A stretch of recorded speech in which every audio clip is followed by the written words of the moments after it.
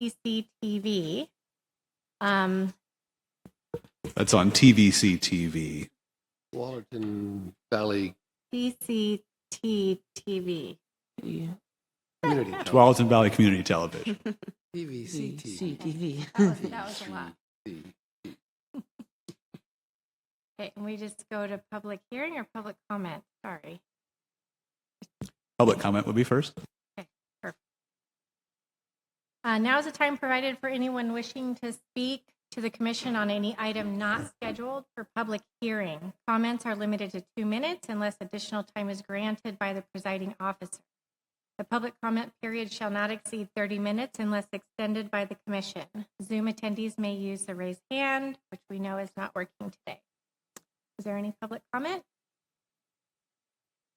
Zoom attendees should be able to speak over Zoom. They just, again, can't see our video. We should be able to see them if they'd like to. So if there's anybody on Zoom who'd like to comment, they may do so. Okay. Anyone on Zoom choose to comment? Okay. Seeing none. Moving on to the public hearing.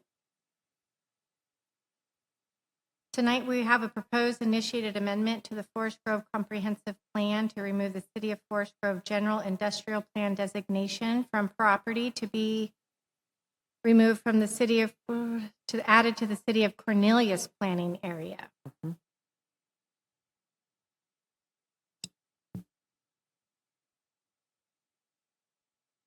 Sure, Alice, you should have a script in front of you to just The blue type. follow Yes. along. Everything in blue. So reading half of this and half of this is a little bit confusing. Sorry, everyone. I will now open the public hearing on file number 311-26-0000003-PLNG for a city-initiated amendment to the Forest Grove Comprehensive Plan Map to remove the City of Forest Grove General Industrial Comprehensive Plan Map designation from property be withdrawn from the City of Forest Grove Planning Urban Planning are added to the City of Cornelius planning area. Tonight, staff has asked that the Planning Commission adopt a motion recommending approval of the proposed comprehensive plan map amendment. A decision on the proposal will be based on on Oregon Land Use Planning Goal 2 and Oregon Revised Statute Section 190.010. The written staff report for tonight's hearing addresses the decision considerations. Persons wishing to provide testimony are asked to print your name and address on the public hearing sign-up sheet located in the community auditorium foyer or raise their hand in Zoom during the public testimony period. I will recognize these people wishing to speak. When called, please come to the table in the auditorium as the hearing is recorded or wait until you are called upon by the chair to speak via Zoom. Please state your name and address for the record and keep testimony concise, addressing the applicable decision criteria. Any questions for the Planning Commission or city staff should be directed to me. Tonight's public hearing will be conducted as follows. Individual Planning Commission members will be asked to disclose any ex parte comments, bias, or conflicts of interest. Staff will provide a report briefly summarizing the proposal, correspondence received, applicable decision criteria, and staff recommendation. Persons in support, opposition, and neutral about the proposal will be called to the podium or via Zoom to testify in that order. If you testify, speak into the microphone, state your name and address, and direct your comments to the decision considerations listed in the staff report. The Planning Commission may act on this proposal tonight. However, prior to the conclusion of the hearing, any participant may request an opportunity to present additional evidence. The Planning Commission may grant continuation of the public hearing to a time and date certain that is at least 7 days from tonight's hearing, or leave the record open for additional written evidence. If the record is left open, the record shall remain open for at least 7 days for the purpose of responding to new written evidence. Failure to raise an issue with sufficient detail to allow the Planning Commission, applicant, or staff to respond precludes an appeal to the Oregon Land Use Board of Appeals on that issue. failure to raise constitutional issues related to the proposed conditions of approval with sufficient specificity to all the Planning Commission, applicant, or staff to respond precludes an action of damages in circuit court. Before we open the hearing, do any members of the Planning Commission need to disclose any ex parte contacts, bias, or conflicts of interest? If so, please indicate the nature of the ex parte contact, bias, or conflicts of interest, and indicate whether you intend to participate in an impartial manner or abstain from the hearing. Anyone? Nope. Seeing none? Does anyone in the audience wish to challenge a planning commissioner's impartiality? We have none. Moving forward, Senior Planner Dan Rorden will now present the staff report and staff recommendation.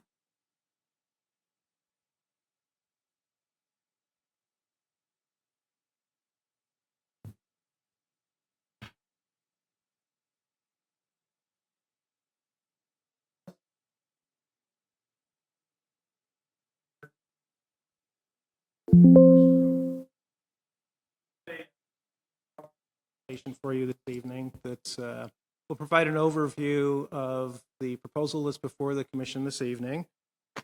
We'll go ahead and get that loaded. The PowerPoint presentation will start with the issue statement, go into the purpose of tonight's public hearing, provide some background about the proposal, briefly go over the decision considerations for the commission, provide a conclusion, and then a staff recommendation. There will be opportunity after the close of the staff presentation for the commission to ask any clarifying questions of staff. So next slide, please. Next slide. So the proposal before the Planning Commission this evening is a city-initiated amendment to the Forest Grove Comprehensive Plan. Under the City of Forest Grove's Development Code, the Community Development Director can initiate a comprehensive plan amendment, as well as the City Council, a specific property owner. The City Council and the Planning Commission both have authority to initiate comprehensive plan and map amendments such as these. In addition, any utilities that are working on property, they also have standing to initiate land use actions such as comprehensive plan and map amendments. This one is city initiated by the Community Development Director as follow-up to the adoption of the Urban Planning Area Agreement that was approved by the City Council in April. Next slide, please. So the purpose of the public hearing tonight in the specific land use action is to remove the City of Forest Grove General Industrial Plan designation from property to be withdrawn from the Forest Grove Urban Planning Area and added to the Cornelius Planning Area. The property is generally located northeast of the 24th Avenue Industrial Area in Forest Grove and east of U Street and north of the Forest Grove and Cornelius city limits. The yellow line on, the vertical yellow line on the map shows the city boundary between Forest Grove and Cornelius. Next slide, please. So on March 2nd, 2026, the Planning Commission adopted a motion recommending that the City Council adopt a resolution accepting amendments to the Urban Planning Area Agreement between the city and Washington County. The UPAA amendments included modifying the Forest Grove Urban Planning Area to remove property that is subject to tonight's public hearing and removing it from the Forest Grove Urban Planning Area and adding it to the Cornelius Urban Planning Area. The City Council approved the Urban Planning Area amendments on April 13th, 2026. The area to be removed from the Forest Grove Planning Area is about 2.6 acres. It's part of a larger parcel that is just shy of 17 acres, so it's a relatively small portion of a larger parcel that is already in the City of Cornelius Urban Planning Area. The area currently in the Forest Grove Urban Planning Area is designated as General Industrial on the Forest Grove Comprehensive Plan map, and that is shown on the image on the slide.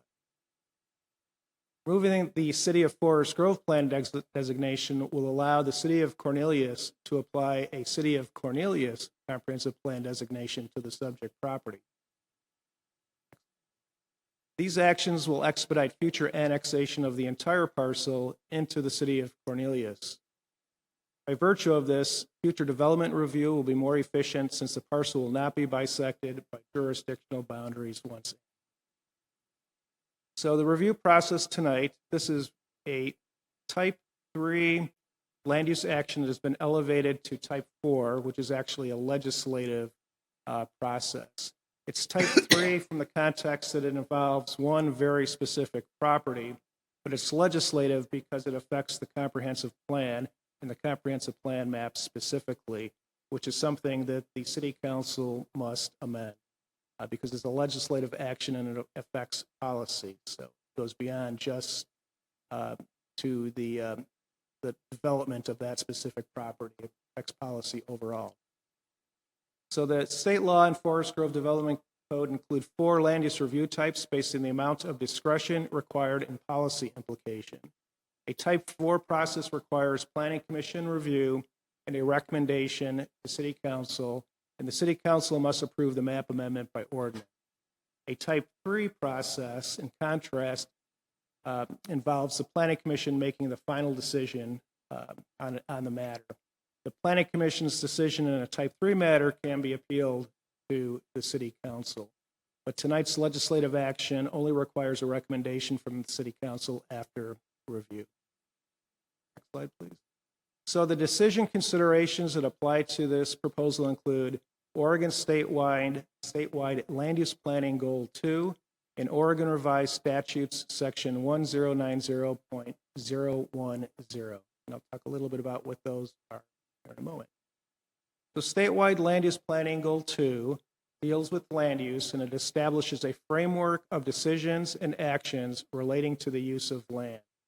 Under statewide planning goal 2, this proposal is classified as a minor plan amendment since it will not have a significant effect beyond the immediate area.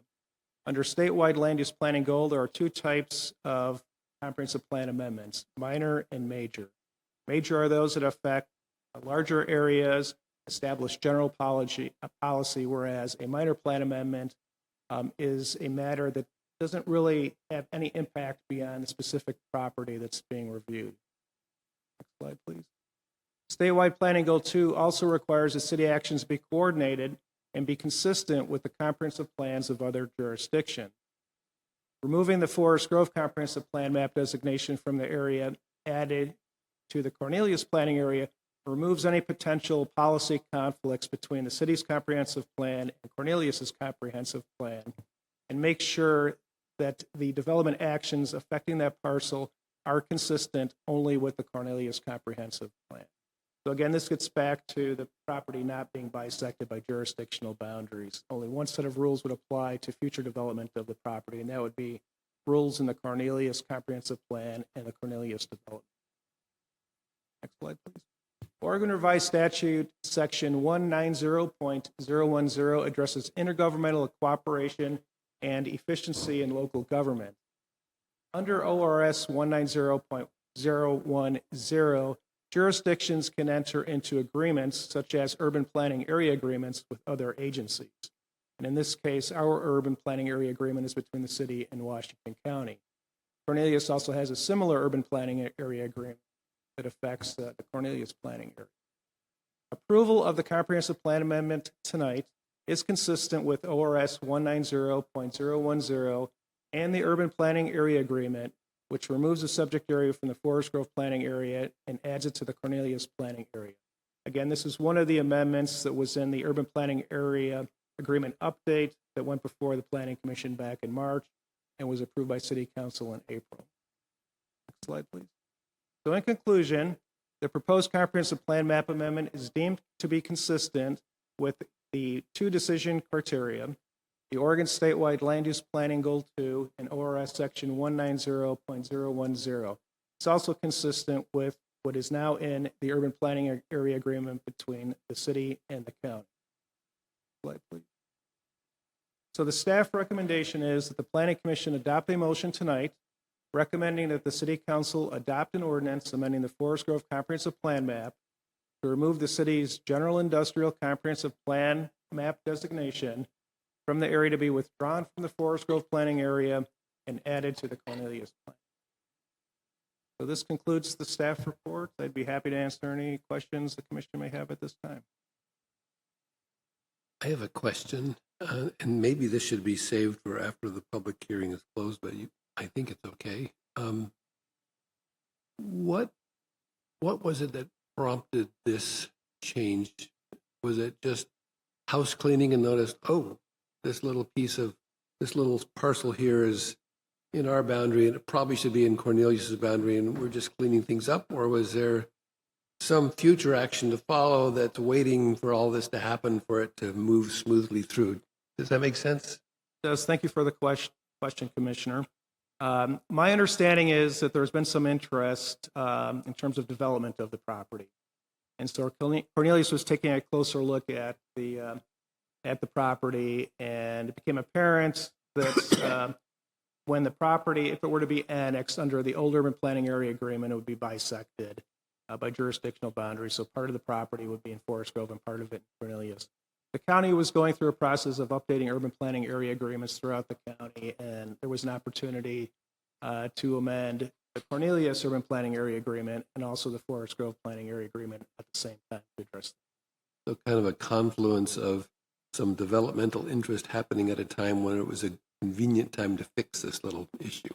It was fortuitous. The timing was good, and that the county was going forward with and making other amendments or proposing other amendments to urban planning area agreements countywide. And the primary intent for the county to initiate these amendments is to try to make the urban planning area agreements consistent among all of the jurisdictions in terms of the wording and process. There were some nuances in each of them, and they were trying to clean that up. Since they were going through that process, the timing was good. So any future development would be considered by the Cornelius Planning Commission and not by the Forest Grove Planning Commission, correct? That's correct. Thank you.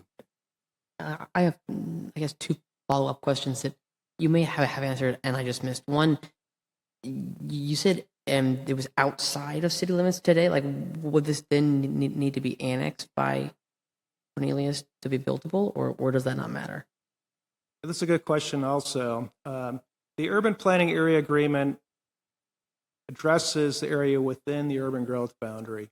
Even if it's outside of the annexed Some city? of it is outside of Got the it. city limits Got it. currently. Okay. And for those areas, in the case of the Forest Grove Comprehensive Plan, we have designations for all of the areas within Forest Grove's planning area inside the UGB. And then when those properties are annexed into the city, typically the zoning district that corresponds to the comprehensive plan designation is applied to the property when it's annexed. So in this case, if that property were to be annexed into the city of Forest Grove, it has the general industrial comp plan designation, it would get the general industrial zoning designation upon annexation. Okay. And so by making this amendment, the entire property will receive City of Cornelius zoning after it's annexed, but annexation is required before development can occur. And then my only other question, this is because I'm curious, is it also zoned as general industrial inside of the Cornelius plan? Like, do you know? It's a similar, Is it similar designation. In Forest Grove, we have two industrial designations, general industrial and light industrial. The difference between the two really is that in the general industrial zone, you can have more intensive activities, slightly more intensive activities, but you can also have unenclosed outdoor storage, and light industrial activities have to take place within a building. Cornelius has similar. Thank you. Any other questions? I have two. So what is the impact on Forest Grove losing this few acres? I understand the benefits to Cornelius, but is there a financial or tax movement of dollars since we're kind of giving this land away, or is it more of a purchase? So in terms of the fiscal impact, it's really unknown. The 2.6 acres that was in the Forest Grove planning area was mostly undevelopable because of floodplain, slope, some wetland area. And so is the portion of the property that was less developable than the larger piece. It's already in the city of Cornelius planning. So theoretically, the fiscal impact to the city would be loss of any property tax revenue if the property were to develop after being annexed into the city, but development on that Forest Grove portion would have been relatively minor, if anything. Okay. And then knowing we're about 17 acres into an industrial impact for Cornelius, is this going to be a data center? That I don't know. I haven't heard specifically what the use might be. I know they've had several inquiries, but they don't have as far as I know, a land use application that's been filed or even a pre-application meeting that's been scheduled. So I really don't know. Okay. I can just see the public going, no, don't give away 2.6 acres if that benefits Cornelius to add a data center, because I know that's very a hot topic and heated in the city of Forest Grove. In the region. May I ask a follow-up question? If I understand correctly, if we did not take this action, the city of Forest Grove would not be able to annex the whole 17-acre parcel anyway. Is that correct? Because it's adjacent, or I mean, it's part of the Cornelius Urban Area Planning, whatever, UPAA? That's correct. The 17, so 16.83 acres, so just about 17 acres, was already in the Cornelius planning area. So that will go into Cornelius regardless of this action, if and when that property is annexed into the city. It looked like, and I don't know specifically what the history is behind how the urban planning area was defined for this location, but it looked like that basically the line was just continued from where the city limit line is straight up, and it bisected the property. There was probably not much thought given to that and what it would mean on a specific parcel basis. It only became apparent when looking at it further for possible development. But so it could have been a situation, to answer your question, Commissioner, that only the 16.83 acres could have been annexed into the city of Cornelius, and then at a later date, the 2.6 acres could have been annexed into Forest Grove for development, possibly. But since it's all one larger parcel under one ownership, that gets really cumbersome, because likely at the time of annexation, the property owner would want to bring the entire property in at the same time, and then there'd be some issues with how the development rules were applied if bisected by the jurisdictional boundary, so it would complicate things. So if this action did not, if this proposed action didn't take place, then the property owner would find themselves with probably a desire to divide their parcel and split off the piece that would belong to Forest Grove and the piece that would belong to Cornelius. We'd get the 2.6 acres potentially, which is not very developable, as you mentioned, and so not a high target for us to annex anyway, I'm guessing, right? Right.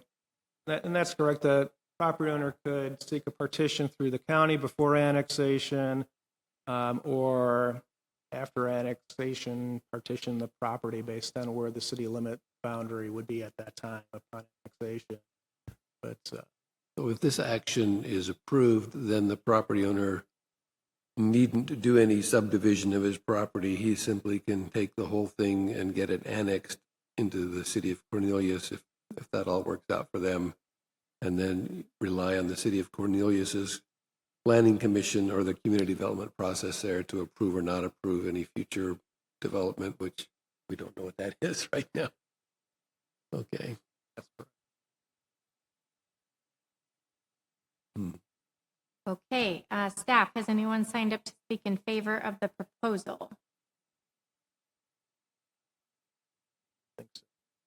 Okay. Has anyone signed up to speak in opposition of the proposal?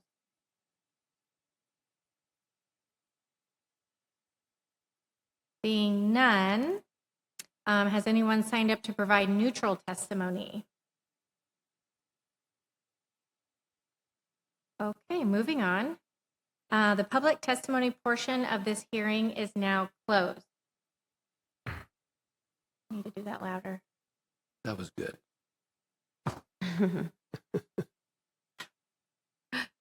Would any commissioners like to comment on the proposal? I guess it just feels a little weird that we don't know what's coming down the pipe. You? I mean, not that it's up to us to decide whether we like it or not, because we're not talking about the city of Forest Grove community development being the ones to do this. But just feels like something's being carefully planned and we're not seeing the whole picture. Is that? I would agree. I would agree with that. Now, I had I guess my initial thought was maybe the county owned this land, but now I'm hearing property owner. Yeah. That's correct. It's privately owned. So this property owner is going to gain 2.6 acres of Forest Grove property. No. No, it's county property right now. That's where I'm getting Yeah, it's confused. privately owned, but currently unincorporated, so it's not in the city yet. So it's under county jurisdiction right now, but before development can occur, it has to be brought into a city, either Forest Grove or Cornelius. And unless this action happened, it would be both, right? Which would be challenging. Any other comments? Okay. Is there a motion on the proposal? I move that we recommend to the City of Forest Grove City Council that they enact an ordinance to implement this proposal. How's that? That close? Good enough. Is there a second? I second it. Thank you. I will now call for a vote on the motion. Staff, please call the roll. Commissioner Anderson, Aye. Or Commissioner yes. Birdall, Yes. Chair Ellis, I hesitantly say yes. Commissioner Farrell, Yes. Commissioner Rivera, Yes. Commissioner King. Yes.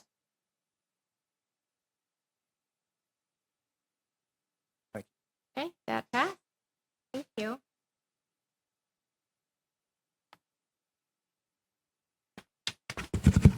Okay, moving on to the business meeting. Has everyone had a chance to read the meeting minutes? Can I have an approval? Anyone want to make a movement? Recommend that we approve the minutes. I second. Thank you. Brian? You need to do a voice vote on that, on the approval of minutes. Okay, everyone in favor, say aye. Aye. Aye. Opposed, no? Thank you. Brian? Thank you.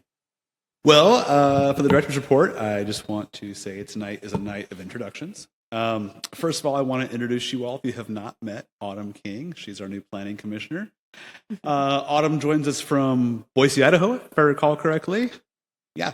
So Autumn was new in town and wanted to get involved and put in her application, as all of you did, and was chosen enthusiastically to serve on the planning commission. So she's new, as I know all of you have all been new at some point and intimidated and scared by the whole thing. But I hope that you all take your opportunity either after the meeting or whenever to introduce yourself to Autumn if you haven't already, and make her feel welcome and know that all the things that she doesn't know yet, she will know, and that she knows that that you're all here to help her. Autumn, do you want to introduce yourself at all, or do you want to say anything?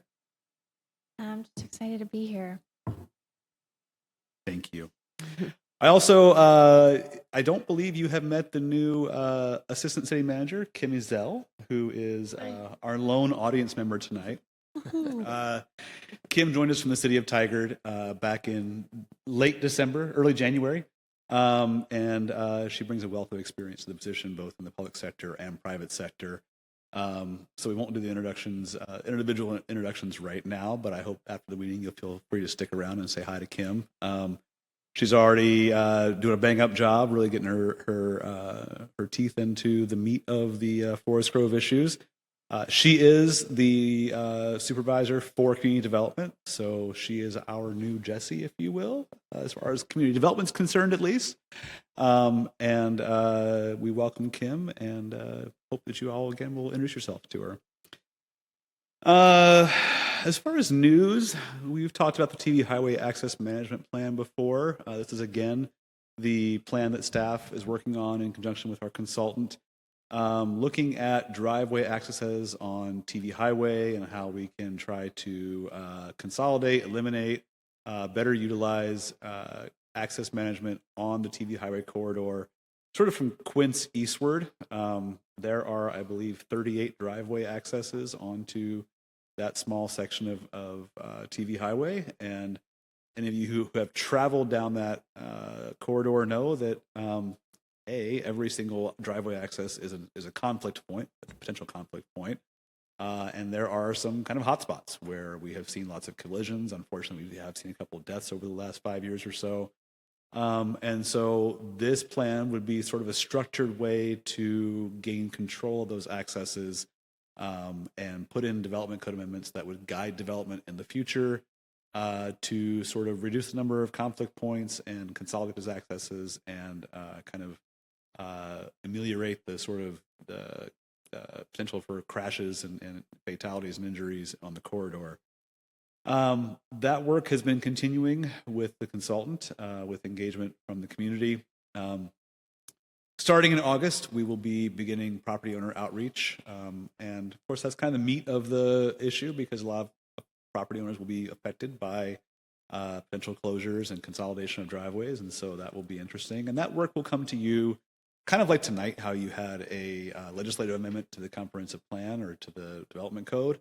We'll come to you in that fashion, and you will have ample opportunity to talk, to sort of sink your teeth into how that plan looks and how it operates, and ultimately recommend a plan to City Council for how that will take place. Also working in community development right now, the housing capacity analysis is working through. That's state mandated. You might have known this in previous iterations as the housing needs analysis. It's now the housing capacity analysis. Has a bunch of sort of different elements to it that basically looks at how we will eventually provide housing of sort of all income strata to the city of Forest Grove. And that's based upon a contextualized housing need, how much housing is needed by different income types and everything. That will come again as a legislative amendment before the city or before the Planning Commission, recommendation of the City Council. You will have input on this. We'll most likely have a work session on this before it actually comes to you as an amendment. On the heels of that will be the housing production strategy. So if the housing capacity analysis is sort of the what needs to happen, the housing production strategy is sort of the how it's going to happen. And that has to happen within a year after you pass the housing capacity analysis. And so there will be a lot more housing work coming up to the Planning Commission. But as of right now, we are sort of in the sort of 33% phase of the housing capacity analysis as we've worked through so far. Also on the housing front, there are a number of things, different bills that have come through the legislature, both in 2005, 2025, 2026. 2005 was 20 years ago. House Bill 2138, House Bill 4037, and Senate Bill 974. You don't need to remember all those, but if you want to look those up, you're free to. There are a lot of changes to basically what will be amendments to our development code that relate to kind of how housing gets processed, what notice requirements there are, whether or not things are handled at the Planning Commission level, at the staff level, who has appeal rights and all that sort of stuff. There's new decision flows for residential review. Just for instance, now that if somebody wants to upzone for greater density in housing, that now can get handled at the staff level without a public hearing. So that's a really big change. So there are a number of things like that will be coming before you. We're looking to have a work session with the Planning Commission on all those sorts of issues. Probably in mid to early to mid fall, with our sort of usual round development code amendments coming to you in winter. Not going to commit to November, December, whatever, but fall and winter is when to expect us to start working on those things among our usual sort of other housekeeping items of our development code. We notice over the year little inconsistencies in the code that we hadn't noticed before, and so you'll see, like when we had the definition last time of building constructor that we reversed, we brought that to you amongst a lot of other things. You'll see that in winter, and so we'll move forward with that. Next Planning Commission meeting, just a quick poll. We have the July 6th or July 20th available to us as meeting dates. July 6th is, of course, the Monday after the July 4th holiday. And so we need to meet at some point in July and kind of want to take a poll as to whether the 6th or the 20th would be preferable for you all. 20th for me. Yeah, I can't make 20th. How do you? 20? 20th, yeah. the 20th. Okay. We will mark that down for the 20th then. Hey, Brian? Yes. Going back to the Tualatin Valley Highway access plans, what's your estimate of the timing for when specificity will be enough that individual landowners are suddenly paying close attention and wondering about things and likely to end up here? We're about there right now. I mean, we have some specific recommendations on a course of action. I don't know that you'll see them come here sort of their own volition outside of a land use process. Not to say that they couldn't show up during public testimony like we had this morning or this evening, during public comment. But it's likely that we are at that point where when we start doing engagement, that you might start hearing things from people, even people just stopping at the grocery store and wanting to talk, things like that. But there is enough specificity in the plan, in the draft plan right now, that there will be some sort of room for them to kind of. And is that being communicated to property owners along that corridor? It will be, yes. Yes, that's what the whole property owner outreach is going. Right. A lot coming on that. Do you anticipate some of that may be contentious? Absolutely. Well, I shouldn't say absolutely. That's not fair. It certainly could be. In staff's experience, closing down accesses or consolidating accesses can be a contentious issue. Tends to get people's attention, doesn't it? It tends to, yes. That's my diplomatic answer.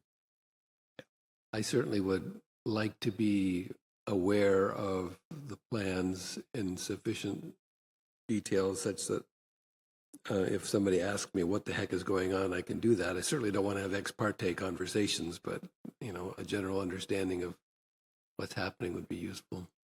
It is on the website right now, the draft plan. You're welcome to take a look at it. And if you can't find it, by all means, reach out to me. I'll be on that project sheet that you gave. Yeah, one we talked about today. Okay. Anyway, that's all I have. If you guys have any questions for me, I'm happy to answer them, but that's the sort of goings on in community development. All right, I guess you all. this meeting's adjourned. Thank you. Thank you, Chair Ellis.